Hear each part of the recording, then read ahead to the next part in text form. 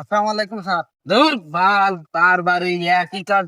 যেই বাগানে ভ্রমর আসে না, সে বাগানে ফুল ফোটে না।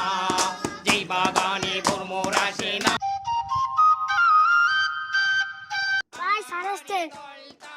আসসালামু আলাইকুম স্যার। ওয়ালাইকুম আসসালাম। ভালো আছেন? হ্যাঁ, ভালো আছি। নির্বাচন তো হয়ে গেল। নির্বাচনের পরে আসলেন আপনারা। যাক হ্যাঁ, আলহামদুলিল্লাহ যে আপনারা আমাদের কাছে আইয়েছেন। এইটাই তো, আমরা তো আপনাদের কাছে আগেও এসেছিলাম। তা আর কি নির্বাচিত আপনারা আমাদের বানাইছেন, সরকার বানাইছেন জি, ভোট দিয়ে। আর তাহলে গ্রামে যদি কোনো সন্ত্রাসী কাজ কাম হয় তাহলে আমার একটু খবর জি, দিন। জি বাবা। ইরাম পাপ্পু। হ্যাঁ, রাফি, ইরাম আমি বুঝলাম না যে গ্রামের সে একটা জায়গার এমসি হয়েছে, জনগণের মানুষ তা নির্বাচিত করেছি আমরা।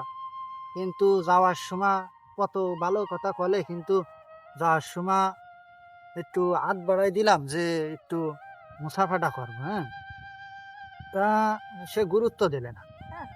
কিরাম যে একটা খারাপ, সব ভালো লাগলো কিন্তু শেষে একটু খারাপ লাগলো। এখন মনের মধ্যে কি আছে আল্লাহ জানে। দেখা যাক সে নির্বাচিত হয়েছে কি করে সে, নাকি?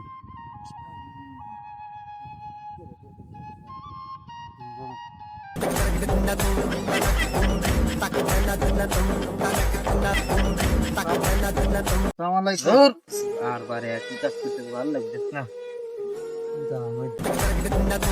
আসসালামু আলাইকুম স্যার। ধুর বাল তার বাড়ি একই কাজ।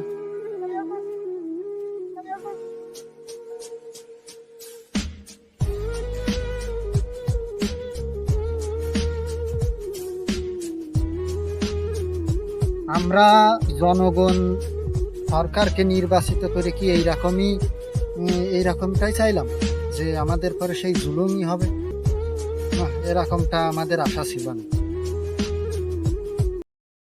যদি তোমাদের হিংসার আগুনে জ্বলে পুড়ে হয়ে যায়, যদি তোমাদের আক্রোশ ঝড়ে চুরমার হয়ে যায়।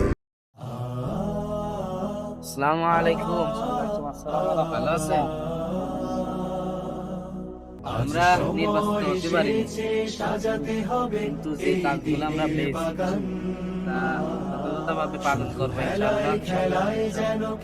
তা কারোর কথা আপনারা কষ্ট পেন না, আর সময় দোয়া করেন, দোয়া করেন।